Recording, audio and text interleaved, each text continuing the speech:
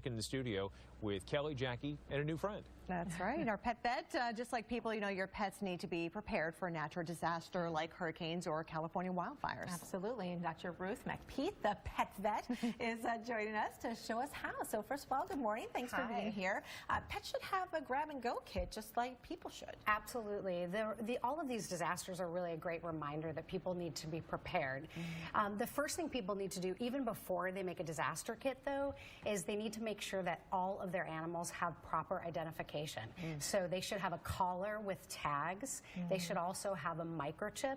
And this goes for all animals, even indoor cats. So talk about what goes in the kit that you should be able to grab and go. Well, the first thing you're going to want to put in your kit is you're going to want to have food and water. The American Red Cross recommends a 2-week supply. That's why I've got a whole bag of my food that I feed my dog, Supreme Source, who, by the way, actually is made by American Pet Nutrition.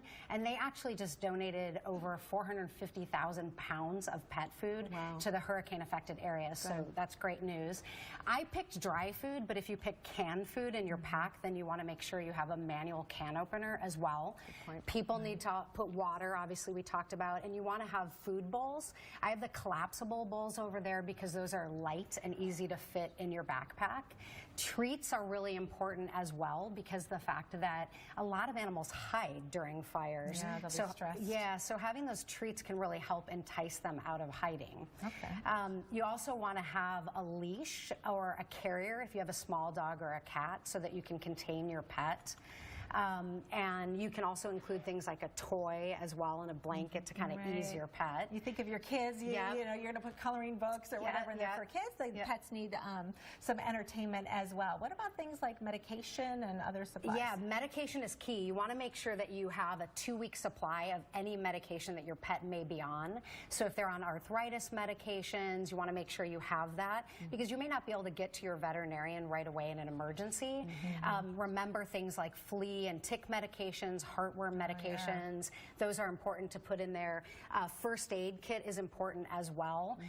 There's also a really great app by the American Red Cross. It's a free first aid app, so it kind of goes along with having a first aid kit in your pack.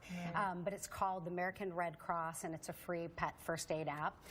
So very, very good thing to have and know. Paperwork is very important too, and especially when it comes to hotels that might not accept pets. Yes, paperwork is crucial. You want to have something that has your pet's microchip number, and then as you mentioned, you want to have proof of your pet's vaccination history. This is important if you have to board your pet or do anything like that. You want to have proof of ownership.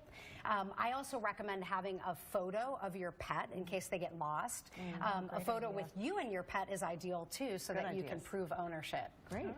And there's one, if anybody wants more information, SupremeSourcePet.com actually has an article I wrote about disaster preparedness. Thank you so much. Is your personal